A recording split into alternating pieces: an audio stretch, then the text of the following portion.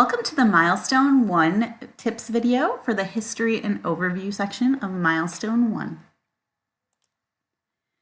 I wanted to start off first by talking about some common mistakes students make when submitting this section on the history and overview. The first is just only seeing, hey, I'm writing about the history of my firm and forgetting to provide an overview. That happens quite often.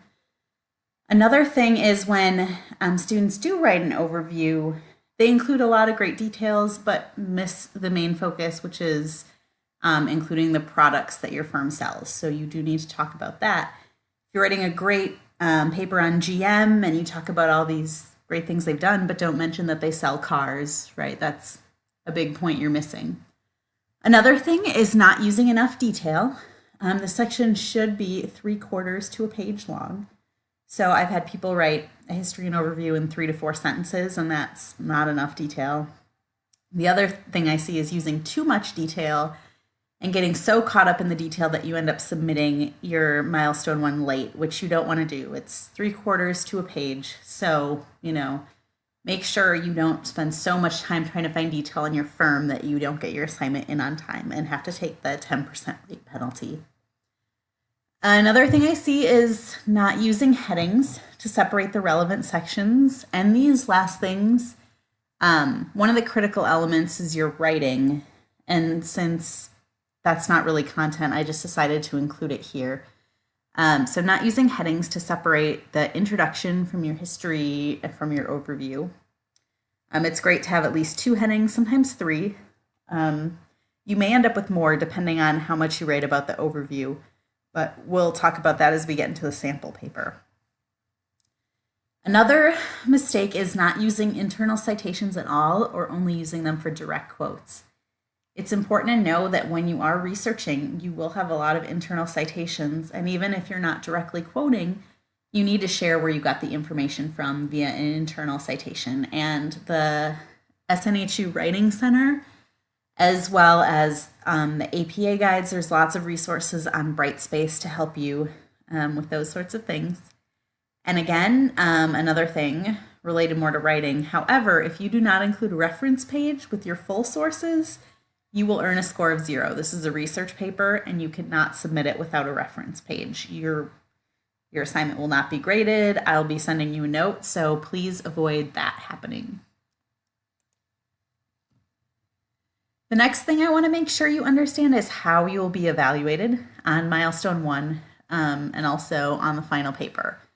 So the history and overview element in the little red boxes for a score of proficient, which the headings are missing on the top part, but that's for Milestone 1 over here. And for a score proficient, you need to summarize the history of the firm and provide an overview of what your firm does and what goods and services it sells.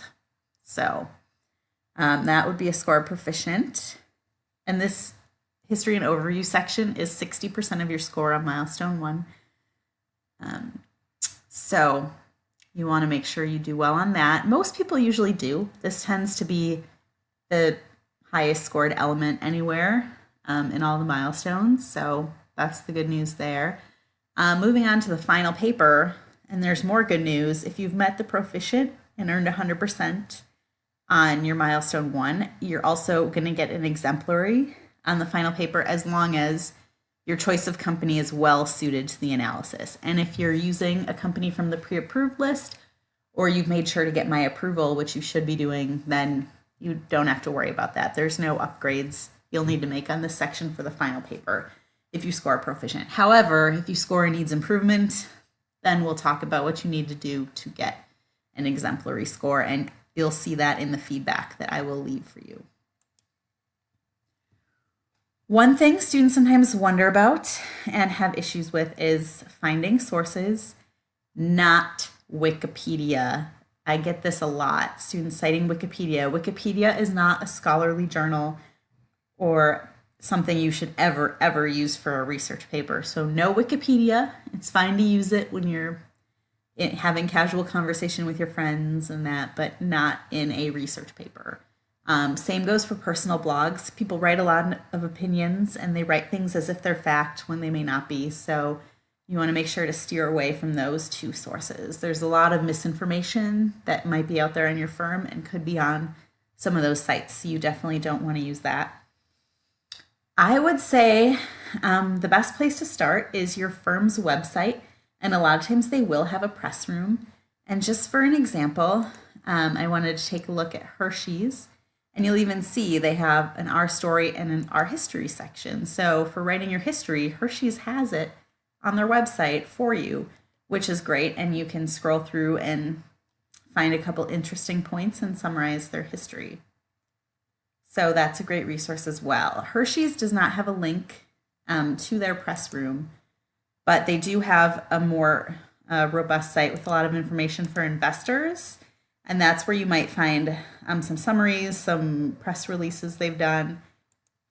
The other thing I like to use too is Yahoo Finance, because not only can you get a lot of information that you'll need later, but they'll have links to relevant reputable financial articles on your firm, and maybe some other things, but you'll see Hershey's combats sluggish sales with cost-saving initiatives. So you can find some good stuff there that you might want to use for some general information on your firm.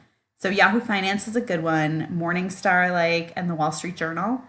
There's also the Shapiro Library, which is through the university. And if you find something that looks relevant when you're doing a web search, but it's paid content and you can't access the full article, particularly with sources like the Wall Street Journal, check the library, because the school does subscribe to a lot of these publications, and then you'll be able to read them via your tuition rather than having to pay for it on the web. So to read this more closely, you can click on the link to this PowerPoint presentation.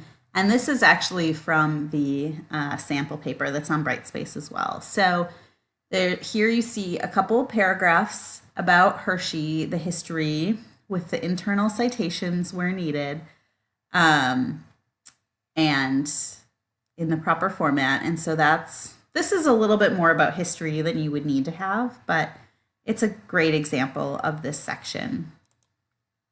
And what this student did is broke up the overview into two separate paragraphs with two separate headings. The first heading is current goods and services. So here, remember I said one of the mistakes is not mentioning the products that your firm produces. So here, those are listed with the leading goods and services made by Hershey. And then in the next paragraph of an overview, the student has areas of operation. This isn't required, but it just shows where Hershey has locations, kind of the size of their presence, just to show they're a real global company, and just some general facts. So hopefully that clears up what you want to do as you write this section of your paper.